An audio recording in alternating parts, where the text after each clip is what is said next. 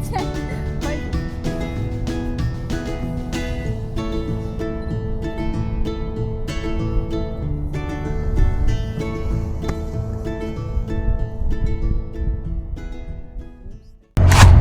everyone, good morning, happy Monday. So for today, we're gonna go to Wickham Park para lang ma-experience natin ang spring season dito sa USA. Para sa ating mga viewers dyan sa Philippines, we're just gonna share it to you. And para naman dun sa mga viewers natin na dito sa US, yun namang spring season dito sa Connecticut. Love, how do you describe the spring season here in Connecticut? Nakakainis. It's like mostly cold. It's just like fall. Really? Yes, so yun din na-observe ko, no? Unlike dun sa ibang mga state na medyo warm na yung weather sa kanila. Pero at least nagkakaroon din naman ng mga times na warm yung weather, like today, diba? The weather today is nice. That's why we decided to go to Wickham Park. Yeah, but how long has it been spring for? It's already been spring for over a month. And now Yeah. it's like one nice day. There's like maybe one other. Maybe just a few days. Pero wala na tayong magagawa, ganun talaga siya. So it's currently 11:30 a.m. and yung temperature, what's the temperature? Check it well. Ang temperature, 70? It's like 70. 70 degrees Fahrenheit. Tingnan natin sa ating phone kung ano ba ang temperature. Pero maganda ang weather ngayon. It's 19 degrees Celsius. So, very good. Tapos It's hard to maaraw believe siya. the times have made natural to you. So, ayun po ang ating agenda for today. Samahan nyo kami. Do you think it's gonna be open? We are almost here, guys, sa Wickham Park. Yeah, I saw it on their Facebook page that they're open. I think they're closed during winter season. So, ito siya, Wickham Park. Sa mga taga Connecticut, familiar pa kayo dito. Your destination is on the right. Ha? I think it went down. $7. $7. Ayan, merong admission na $7. Hello, Hi. welcome. How are you? Good. How are you? I'm busy, but we're good. This and this goes here, that goes there. It is $7, exact change. Thank you. Have you been here before? Yeah. All right, welcome back. Do you want any information on the park? I mean, just the whatever you Yep, got. we got a map here, or two. Yep, there you go. Sweet. Enjoy your day. Thanks. You too. Yan yung kanilang. Nung unang punta namin dito last year, $10, right, love? The admission fee is $10. Yeah, I think maybe because they're gonna raise it later on, but for now it's So, ito yung park. Sobrang laki nito, guys. Pero na-vlog ko na to nung nagpunta kami dito before. Kaya lang kasi nga, nung pumunta kami dito last time, umuulan, di masyadong maganda yung weather. Unlike ngayon, na maganda siya. Medyo maraming tao yata. Kahit weekdays.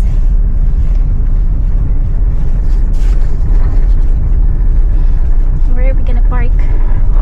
at the top of the hill so that we can not have to walk up the hill. Yeah, remember there is a park here or a playground for Zeta Love. That's very nice flowers. Ang ganda ng mga bulaklak.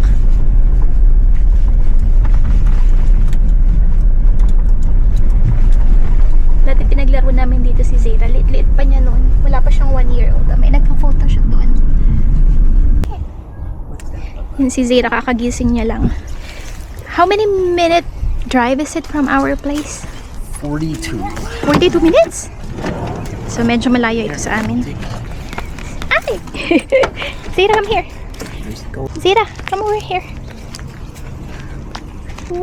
Wow, so nice. Is it nice? Is it nice here? Wow, wow, wow, wow.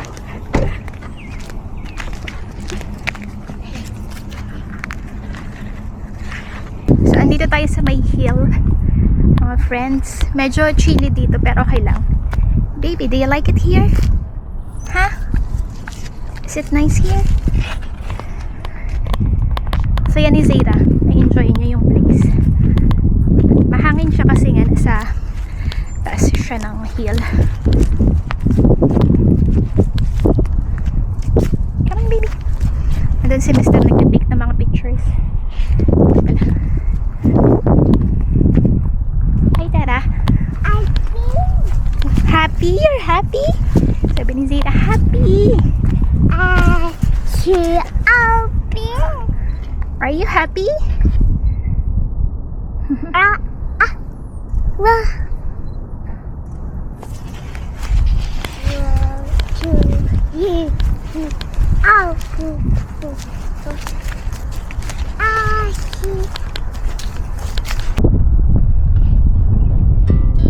Our hearts beat to the city streets. We began to feel the fire. We rise like Look at this, guys. Oh, super nice. Pwede ka dito magpakasal sa area na to. Parang garden wedding. the night's young, and it's just Ganda. as she puts her hand. Isn't that pretty, baby? We wanna What's that, chair? wanna dance to the light. Pulls down from the sky, just two hearts running wild. Never sleep, never Flowers. as we shout from the top. We're gonna be two hearts running wild.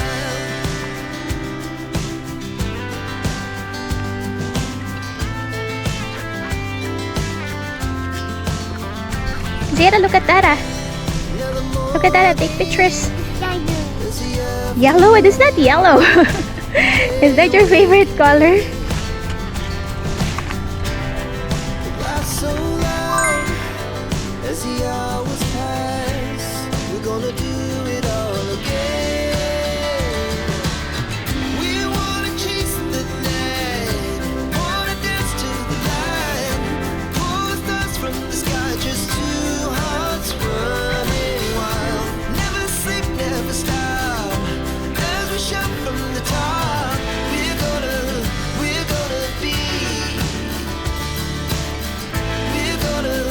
We're gonna be two hearts running wild. Ang bilis tumakbo ni Zara. Hindi mahabol ng dadan.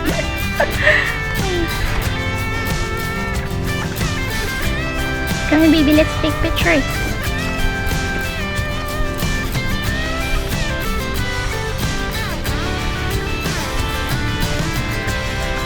Here. Stand up.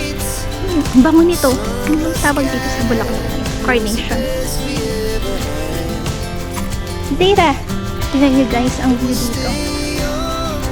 Love, what city is this that we are looking at? Hartford City here in Connecticut. We wanna chase the night, wanna dance to the light. Baby, yellow. What color is this? Just two hearts, This is your favorite color? never sleep, never stop. As we shout Ang from the bulaklak. top, we're gonna Yeah. What color is that? Don't pick it up. Yeah. What color? No touching, baby. Don't. What color is that? Yellow? two hearts running wild.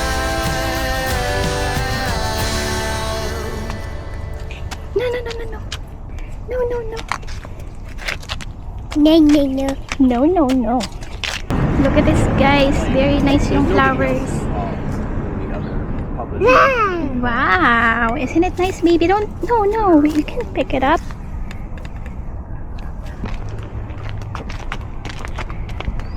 Wow. Nice flowers.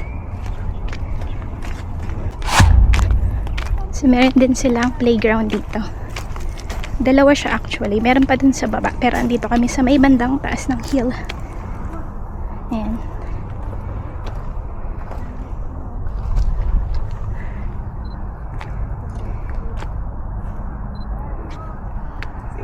Seesaw, baby.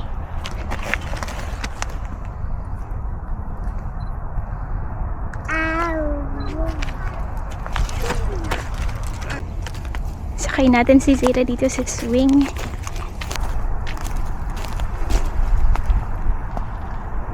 Swing! Yay! Hold!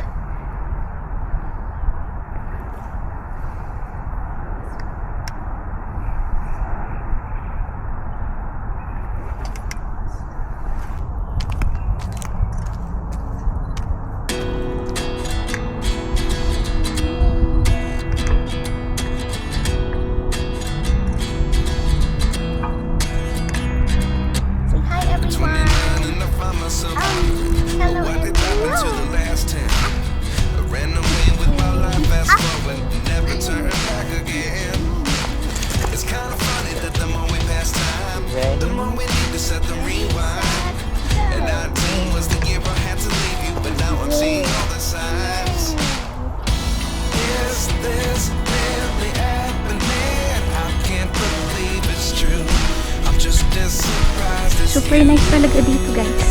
Parang hindi mabibigyan ng justice ng Canada. Yung place, sobrang ganda niya.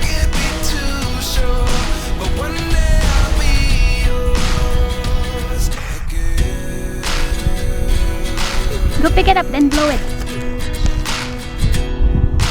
Wow! Life lessons come one in a dozen. The other 11 is something from nothing. I sit here looking for an answer. Maybe the biggest question was in the last chapter. You gave me the soul I have today. Without you, I never could have moved away. But now I see what you teach. I do believe I always should have stayed. Yeah. Is this really happening? I can't believe it's true. I'm just as surprised as you. Is this really happening? I can't be too sure. But one day I'll be yours again. One day I'll be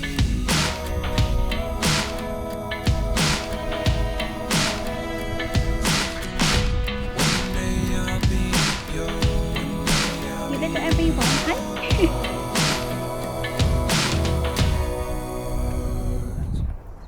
life lessons come one in a So we are here, guys, at English Garden. something from nothing. Life lessons come one in a dozen.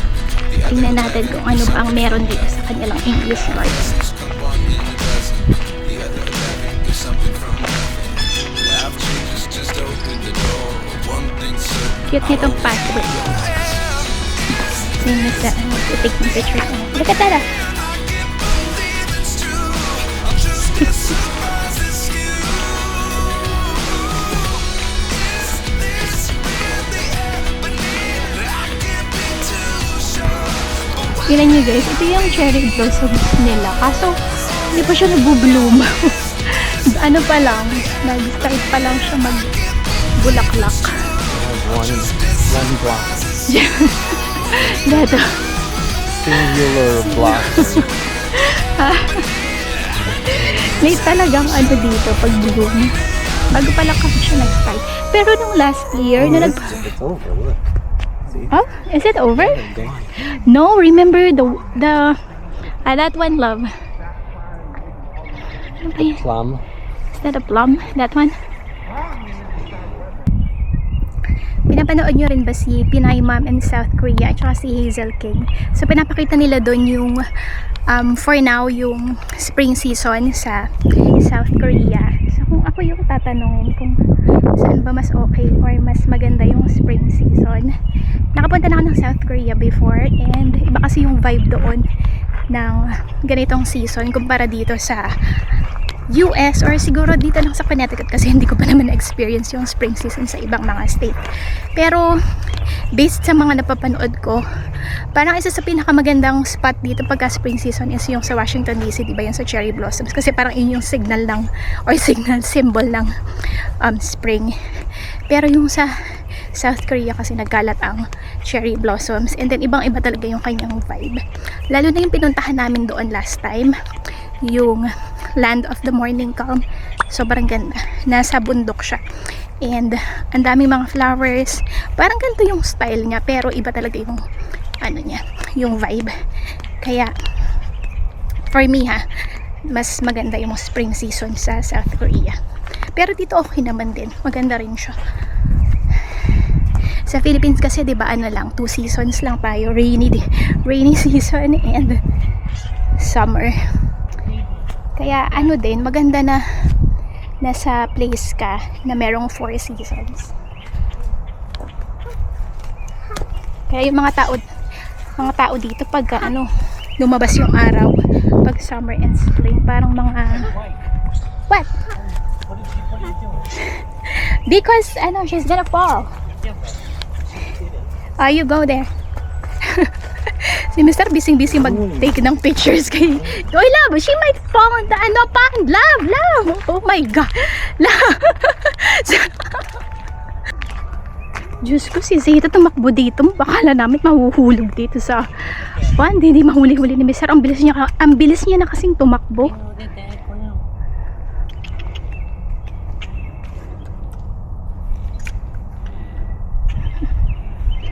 stage father. Love, don't let her go. She's gonna fall. I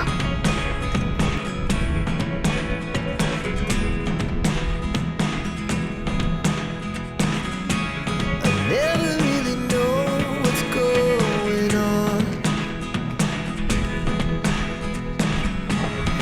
Look at me sometimes like all you want. Umupo muna kami dito sa bench. Chine-check namin yung mga pictures na tinake ni Mr. Love, what is the most memorable thing that you did here in Wickham Park? Because you are the one who introduced this place to us.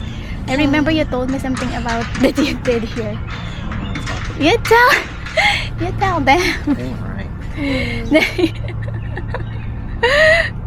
Love, come on. Tell them. Sabi ni Mr. Yeah, you tell them in your, Taglish. No, you tell them. Dali na. You tell them in Taglish. Yeah, I remember you told me that you went here and then you picked up. English. Yeah. I mean Taglish. Tagalog. Speak Why? it in your language. Why? Just do it. Ayaw yung ano ko ng English. Meron siyang ex-girlfriend dati. Tapos, sabi niya dahil gusto niyang magpa-impress sa kanyang girlfriend, pumita siya dito ng mga bulaklak. Tapos binigay niya dun sa sa kanyang ex-girlfriend. Oy, what's that? In loving memory of who? Joseph R. Kroll. Yay!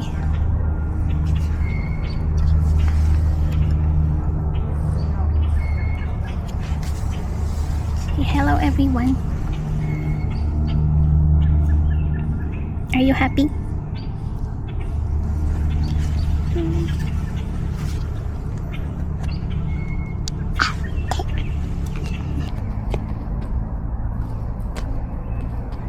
Take pictures with it.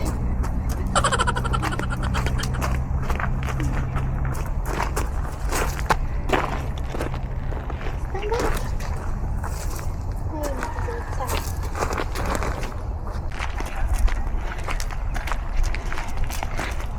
Pauwi na kami guys. Ang laki niya, nakakapagod. Pero super nag-enjoy si Sira. And ako din nag-enjoy. Kasi nga, ganda-ganda ng weather. Masarap mag-ikot-ikot. Nakakapagod lang talaga kasi sobrang lawak.